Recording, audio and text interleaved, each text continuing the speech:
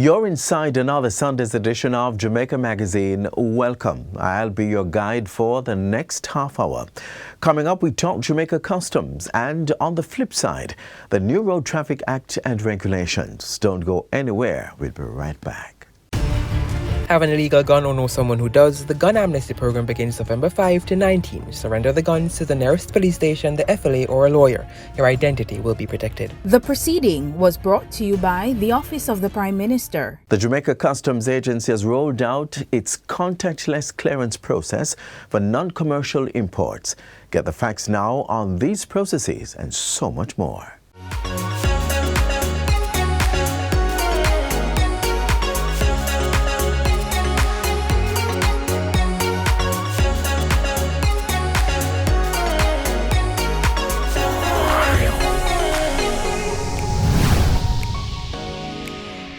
Welcome to Get the Facts. This is the program that provides you with information on government's policies and initiatives. I'm Theodore Henry.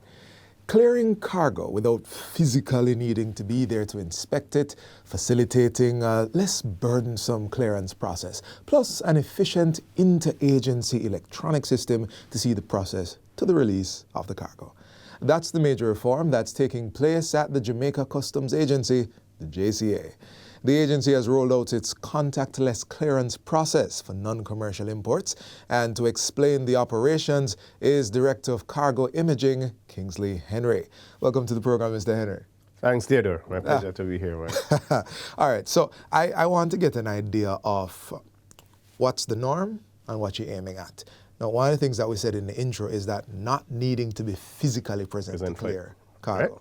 So that implies, right, that you are currently required to be present. Right. And as a man who has shipped barrels before, you right. You understand how the process works. Yes. So let me just highlight a certain points in the process as it exists and tell you where we're trying to get. So currently, when you ship something and it comes into Jamaica, you go to an agent, the agent who you shipped with, right, and that agent prepares the customs declaration. That is done electronically. Okay. So you provide them, so you tell them, right, in the barrel I have my TV, maybe a small one can fit in there. You have some groceries, you tell them that you have that, and you tell them the value, etc. And they put information on the customs system and submit that to customs. Of course, there are charges that you must pay them. Right. So you pay them the charges, and then they send you on to the next step in the process. Right? So you go to the warehouse, if you can find it. And when you go to the warehouse, what happens, right, is that you have charges to pay at the warehouse. Right, you go to the office. Yeah, you go to the office and you Okay. pay, and then you come back and you sit in the waiting area, and then you go to the customs cashier, and you have to pay customs now before goods are inspected. That was a recent change as well. You're just explaining it, and I'm feeling physical. Right. So you pay customs, and you're waiting now for the warehouse to bring the goods to the inspection area. So your barrel comes up to the inspection area. Maybe you're waiting, if the time is not so busy, maybe you're waiting 30 minutes, an hour. In a busy time like Christmas is coming up, maybe the wait is 4 hours, 5, 6, today 7, is for customs. 8, right? Yeah. Right? And the goods come, and the customs officer comes out. They are number you on the floor, and they say, all right, Mr. Henry, open your barrel, take out the stuff so I can see as far down as possible. Right. Move on to the next person, do the same thing. Officer return to the office to finish some paperwork, then return when you are ready and say, Mr. Henry, you're ready. Does the inspection, return to the office again, complete the report, generate a release, and send you to the warehouse to get a gate pass, which is authorization to take the goods from the warehouse. Right? Sounds tiring, right? It is tiring, yes. So what are we changing essentially? Please. Let me start at the major part, which is the inspection part. So you have to sit and wait for customs to be ready to inspect your cargo, for the warehouse to produce it. Right. That happens after the cargo would have been taken out of the container, scanned, and placed in the warehouse, usually a few days after you turn up. What we want to do now in the process is to say, once your declaration is in the system, and that can be submitted once the customs manifest is in the system, right? So when the ship sails from Miami, there's a manifest that says everything that is on the ship. There's a manifest that says what is in the container. Once that is submitted into the system, your agent can reach out to you and get information from you and submit the customs declaration even before the vessel arrives in Jamaica. The reach out isn't, Mr. Henry, can you come to the office? No, the reach out is, Mr. Henry, We are ready to submit your declaration. Can you provide information as to what is in your shipment and the right. value of that, right? All Do you right, have we're any? getting Do somewhere. you have any invoices? Can you scan those and send those to us or email those to us, right? The agent can submit the declaration even before the vessel gets to Jamaica, Right. and then communicate to you what the assessment is for custom duties. So this will speed up the clearance if it can be done before. It will speed up the clearance. Okay. So they'll communicate to you and say, well, since you have a standard barrel, there's a little TV in there, and you have the invoice for it, all right, your charge is 10,000 as argument's sake. I know that right And then the now. challenge now is for you to make arrangement to pay, right? So you can pay through the agents. The agents Right. may have different means to allow you to pay them and for them to pay customs.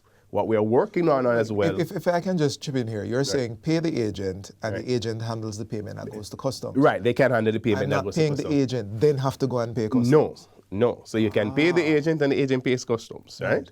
What we are working on as well at customs is to expand the number of payment options that are available to you, the importer. Right. Now the agents have several options. They can pay online, etc., and we want to make some of those options available. I mean- It is still work in progress, right? But we Okay, want to get to the okay. point, for example, we have been working on a payment application that would allow you to stay anywhere in the world and pay. The person who sent you the barrel could also pay once the TRN is on the declaration. A relative who has a debit card or a credit card could pay on your behalf, and the agent could also pay on your behalf. So that's what we're working on. So declaration is paid, right? Right. So the ship don't arrive yet, So the ship come in tomorrow. Right. So the ship arrives tomorrow, container is taken off, container taken to warehouse, goods taken out, goods scanned, placed in the warehouse. Right. Customs is then in a position to do the inspection at that point. So no longer do we have to wait 2 days, 3 days, 4 days for you to turn up.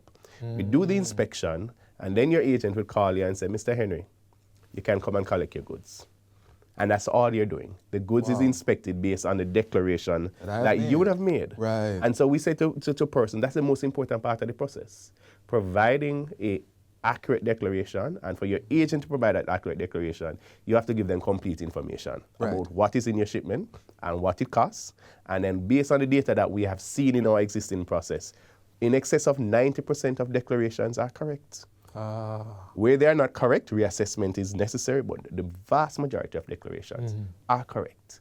And so when you use contactless clearance, no longer you'll have to come and sit and go through that long process and wait. Your agent will call you to provide information for the declaration. The agent will call you regarding payment. Right. And the agent will call you to say, come and collect your stuff. So our point of contact is my collection. Yes. That's mainly it. And I'm listening to this and it excites me as someone who wants to bring things in. But how do the warehouse operators, what's their perspective on this? You know, we have been piloting since early October. We're several weeks into the pilot, and leading up to the pilot process, we had engagement with warehouse operators and some agents who were selected to participate in the pilot.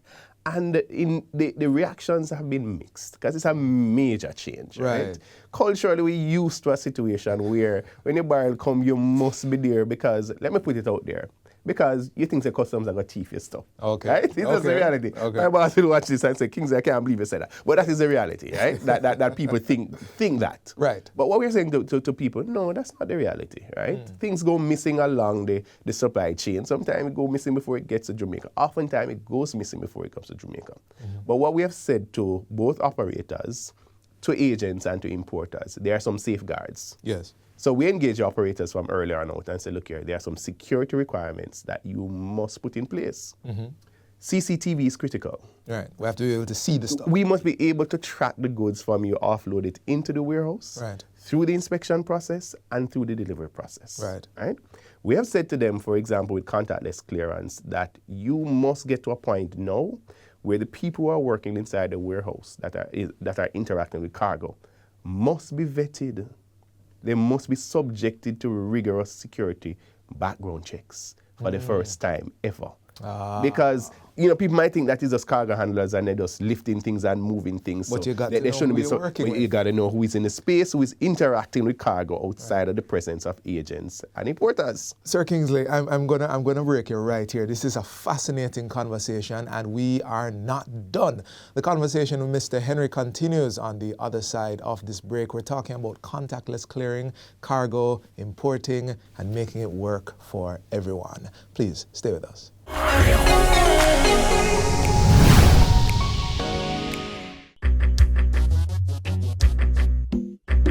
nutritious food, succulent dishes, superior workmanship, and excellent service. Jamaica is on the go. Let's grow what we eat and eat what we grow. Let's harness the indomitable spirit of our most valued resource, our people. Let's support our local businesses. After all, buying Jamaican means building Jamaica. Original.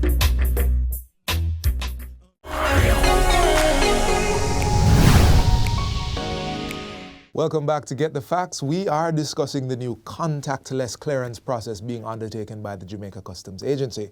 Still in studio with us is Director of Cargo Imaging, Kingsley Henry, and you were on two things, Mr. Henry, that we do to ensure that the process is above board and trustworthy. Yes, and so I was outlining to you the security requirements. So some additional requirements include, for example, security officers logging persons going into and out of the inspection space, right, and ensuring that those persons do not take bags or any means of conveyance into the space, right? That is critical. Right. And also, the agency is also exploring the use of body cameras. That is something that is on the table. That is something that we are exploring.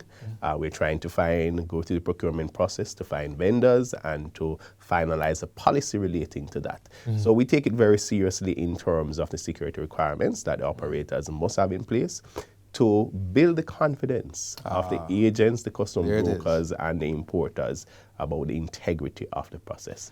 That is critical for us. I was going to ask you about that because so much of this sounds not just as making it move faster, but also confidence building.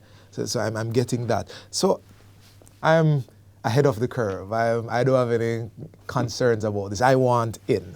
How do I become a part of this pilot? Well, for the pilot process, we had selected agents that we utilize. So 2, 3, or 4 agents per warehouse in Kingston and Montego Bay.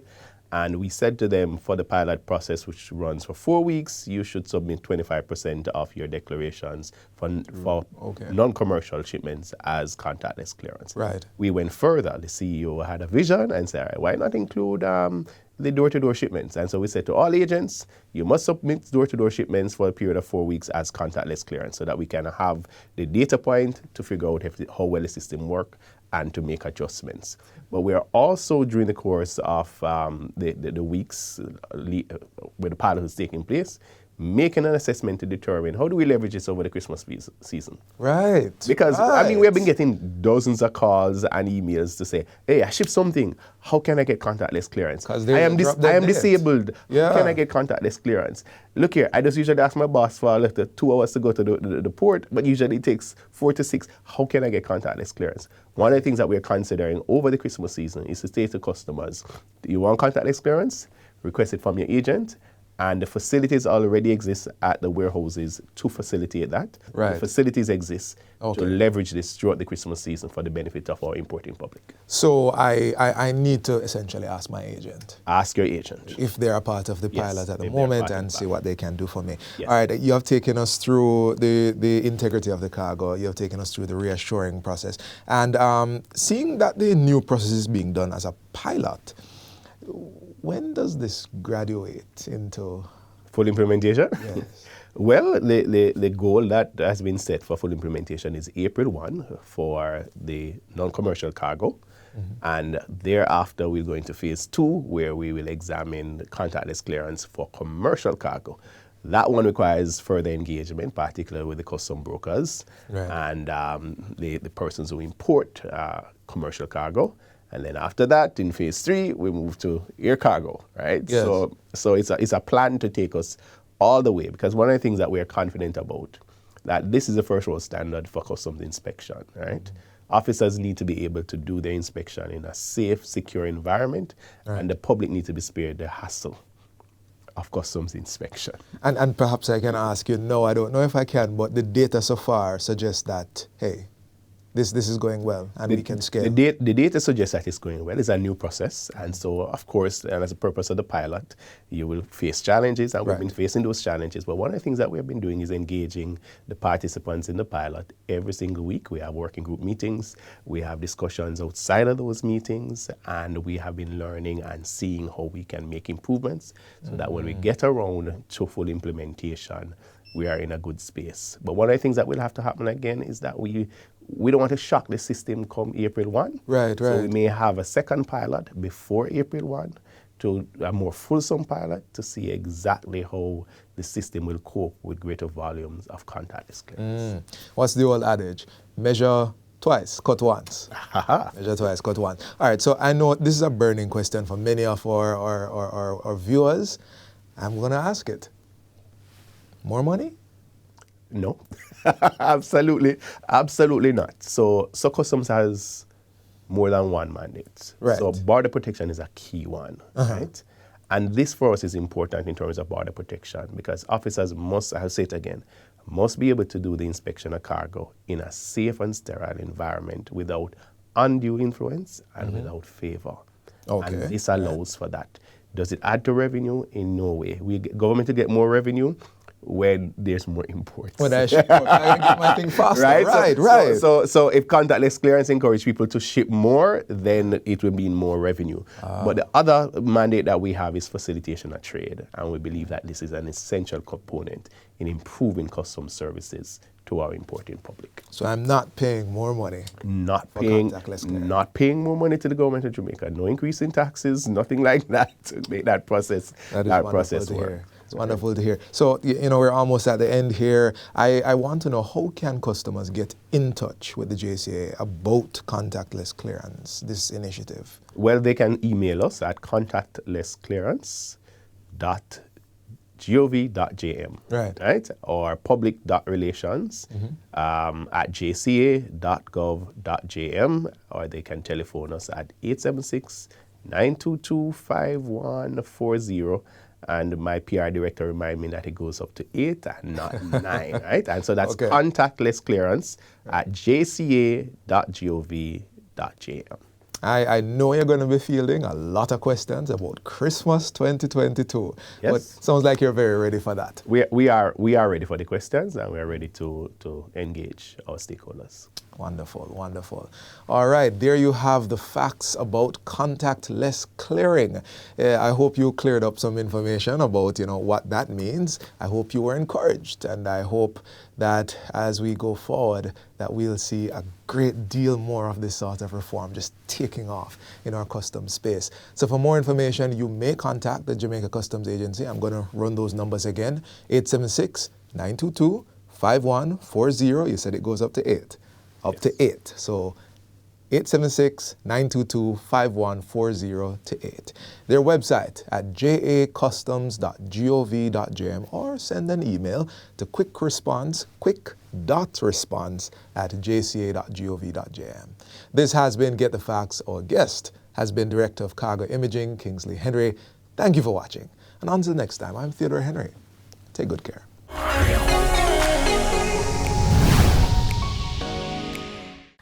As a nurse, my heart bleed for see the accident victims. Worse when blood and oxygen short.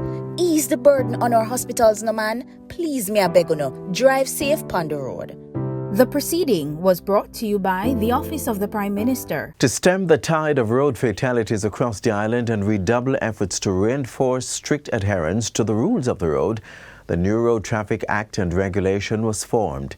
In this next feature, we give a preview of what is to come. The Ministry of Transport and Mining is fully committed to the execution of Jamaica's road and vehicular safety operations. We are now in possession of a new, modernized Road Traffic Act and regulations.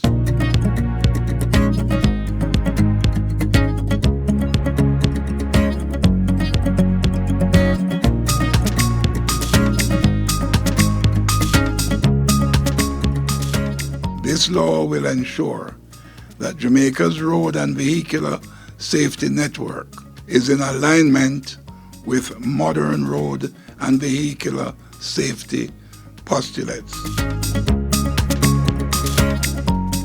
I want to inform owners of motor vehicles, ensure that you request a driving abstract from the Island Traffic Authority. Make sure that the person who you're putting to drive your vehicle is properly licensed and don't have a whole heap of tickets out there that are unpaid have evidence of their driver's license, as they could be driving around without a driver's license, as it may have been suspended. In relation to traffic tickets, all persons with outstanding traffic tickets are being warned to use the opportunity and have those tickets paid up speedily, because if you fail to do so, warrants will be issued. Be reminded that under the new Road Traffic Act and regulations, your driver's license will not be renewed if you have outstanding traffic tickets. We will have a new code governing the tread depth of tires. This is to ensure that the only component of the vehicle that touches the road surface do so in a safe manner. Motorists, pay keen attention to the 1.6 mm bar that is on your tire, as we do not want any violation of the law.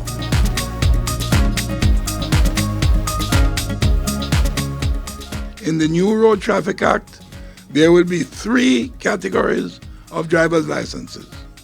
Class A for motorcyclists, Class B for private motor vehicle use, Class C for commercial motor vehicle use. This therefore means the private and general driver's licenses will be no more. We will ensure that persons are properly aligned to classes. This new Road Traffic Act will give the Island Traffic Authority the power to suspend and revoke driver's licenses. Do not be caught in this dragnet, and do not ask for any bly. The ITA is not a bly entity. All stakeholders are ready for the full implementation of the Road Traffic Act and regulations. However, it is our intention to have a robust public education campaign geared towards ensuring that every road user is aware of the components outlined. I'm again appealing to motorists to act responsibly on the roadways, given the growing number of crashes and fatalities across the island. Please take heed and get acquainted with the new law as we rid Jamaica of the lawlessness and mayhem on our roads.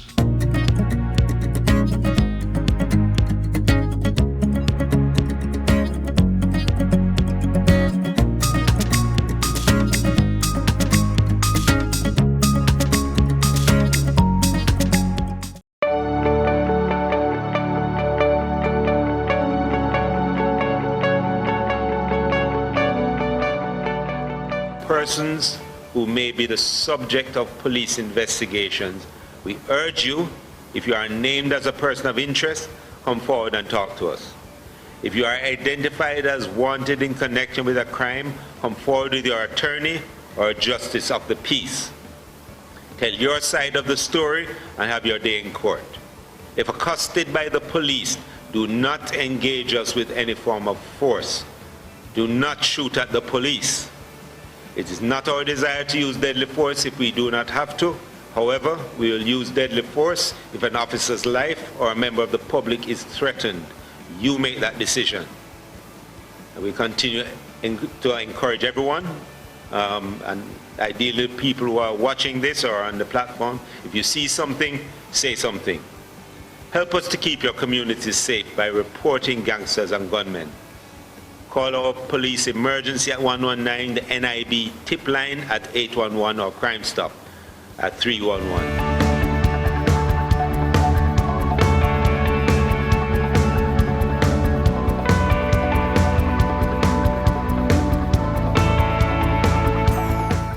many more must die because of reckless drivers? How fast is too fast? Make we take time, no man. Obey the rules of the road. Drive with care. The proceeding was brought to you by the Office of the Prime Minister. Every Jamaican has the right to know what is happening in Parliament, to know when new laws are being passed, and to give their opinions on legislation before either house. Every Jamaican has the right to see their representatives in action, making laws, holding the executive to account, representing the people, working for the benefit of all Jamaicans. It is your right to observe first-hand meetings of the Senate, meetings of the House of Representatives, and the meetings of parliamentary committees. You may also take a tour of your parliament. To find out more about the Houses of Parliament, please call 876-922-0200, follow us on Instagram and Facebook, or visit our website at www.japarliament.gov.jm. It's a new beginning. New day is dawning. It's time to arise. We are the gene of achievement and pride. Bold new beginning, time for action. We have the spirit to fight on. This is Jamaica, this is our land. We have our future with God in our plan. We'll play our part building this great nation. This is Jamaica, this is our land. Let us make every effort to forge unity and resolve to work hard for our prosperity. Leaving our children a legacy of hope, breaking the shackles and smashing the yoke. This is Jamaica, this is our land. This is our we have our future with God in our plan. We'll play our part building this great nation. This is Jamaica, this Let me is hear the children say, this is Jamaica, this is our land. We have a future with God in our plan. We'll play our part building this great nation. This is Jamaica. Come on, everybody, let's sing. This is Jamaica, this is our land. We have our future with God in our plan. We'll play our part building this great nation. This is Jamaica, this is our land. Jamaica, together we can.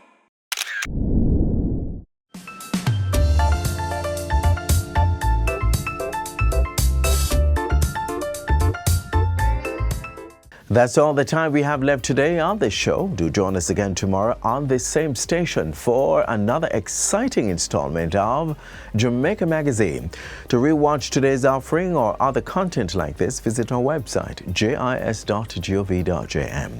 From all of us here at the JIS, have yourself a wonderful Sunday. I'm Adrian Atkinson. See you next time. This has been a production of the Jamaica Information Service, the voice of Jamaica.